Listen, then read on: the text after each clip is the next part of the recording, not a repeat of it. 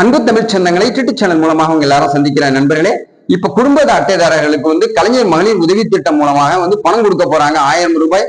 யாருக்கெல்லாம் ஏற்கனவே கொடுக்கலையோ, மேல்முறையீடு செஞ்சவங்களுக்கு எல்லாம் கொடுக்கலையோ, புதிய அட்டைதாரர்கள் கொடுக்கலையோ, என்னென்ன ஆதாரத்தை நம்ம தயார் பண்ணி வச்சிருக்கணும், எப்ப பதிவு பண்ணணும், எத்தனை தேதிக்குள்ள உங்களுக்கு பதிவு பண்ணி முடிஞ்சோன்னா உங்களுக்கு ரிசல்ட் ரிப்ளை வரும், உங்களுக்கு எப்ப பணம் கிடைக்கும் அப்படிங்கக்கூடிய புதிய செய்தியை தமிழ்நாடு அரசு மூலமா நமக்கு செய்தி வந்திருக்கிற அடிப்படையில் யூடியூப் சேனல் சொந்தங்களுக்கு, தமிழக மக்களுக்கு இந்த வீடியோ போட்டிருக்கேன். இந்த வீடியோ ஸ்கிப் பண்ணாம பாருங்க. வீடியோ பிடிச்சிருந்தா லைக் பண்ணுங்க, கமெண்ட் பண்ணுங்க, ஷேர் பண்ணுங்க. புதிய நண்பர்கள் யாரும் வந்தாலும் சப்ஸ்கிரைப் பண்ணி யூடியூப் சேனலுடைய நெருங்கிய சொந்தங்களை அடங்க பக்கத்துல பெல் பட்டனை கிளிக் பண்ணுங்க. நான் நோட்டிபிகேஷன் உடனுக்குடன் கிடைக்கும் நண்பர்களே. ஏற்கனவே கடந்த வருஷம் 2023 செப்டம்பர் மாசம் 15ஆம் தேதி அந்த திட்டத்தை காஞ்சிபுரத்தை முதலமைச்சர் மு க ஸ்டாலின் திறந்து வச்சாரு. அப்போ 1,65,00,000 விண்ணப்பங்கள் வந்தது. அடிப்படையில 1,04,000 விண்ணப்பங்கள் மட்டும் ஏற்றுக்கொள்ளப்பட்டதா. ₹1 அனுப்பி செக் பண்ணப்பட்டு 15ஆம் தேதி பணம் வரவு வச்சுக்கிட்டு இருந்தாங்க. இப்போ 40க்கு 40 பாராளுமன்ற தேர்தலில் வெற்றி பெற்ற அடிப்படையில் தேர்தல் வாக்குறுதியில முதலமைச்சர் மு க ஸ்டாலின் சொன்ன மாதிரி இப்போ 40 லட்சம் பேருக்கு இன்னும் கூடுதலா எக்ஸ்டென்ஷன் பண்ண போறாங்க. இதுல முக்கியஸ்தர்கள் யாருன்னு கேட்டீங்கன்னா, ஏற்கனவே மேல்முறையீடு செஞ்சுட்டு வெயிட்டிங் லிஸ்ட் இருக்காங்க பாருங்க, அவங்களுக்கு முக்கியமா கொடுக்க போறதா சொல்லியிருக்காங்க. அது மட்டும் இல்லாம புதிய குடும்ப அட்டை யாரெல்லாம் வாங்கியிருக்காங்க, புதிய திருமணம் யாரெல்லாம் செஞ்சிருக்காங்களோ அவங்களுக்கும் இந்த பணம் கொடுக்க போறதா சொல்லியிருக்காங்க. ஒரு குறிப்பு என்னன்னு கேட்டீங்கன்னா, புதிதா திருமணமானவங்க மேரேஜ் சர்டிபிகேட்டை ஆட் பண்ணுங்க, புதிய குடும்ப அட்டை நீங்க வாங்கியிருந்தீங்கன்னா அதையும் ஆட் பண்ணீங்கன்னா உங்களுக்கு உடனடியா பணம் கிடைக்கும் அப்படின்னு சொல்லியிருக்கிறாங்க.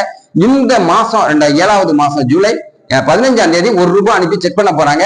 செக் பண்ண முடிச்ச உடனே உங்களுக்கு இந்த மாசம் பணம் கிடைச்சிடும் அப்படின்னு சொல்லி இருக்கிறாங்க. சில அரசு வட்டாரங்கள் சொல்றாங்க ஆகஸ்ட் மாசம், அடுத்த மாசம் 15ஆம் தேதியில கிடைக்கும்னு சொல்லி இருக்கிறாங்க.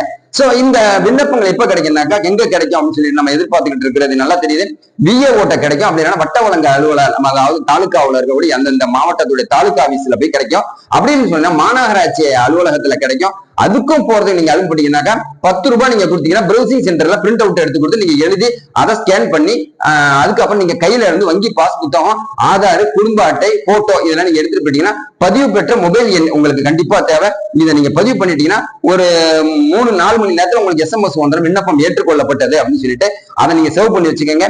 கரண்ட்ல நீங்க அதாவது ரீசார்ஜ் பண்ணி வச்சுக்கோங்க மொபைலை.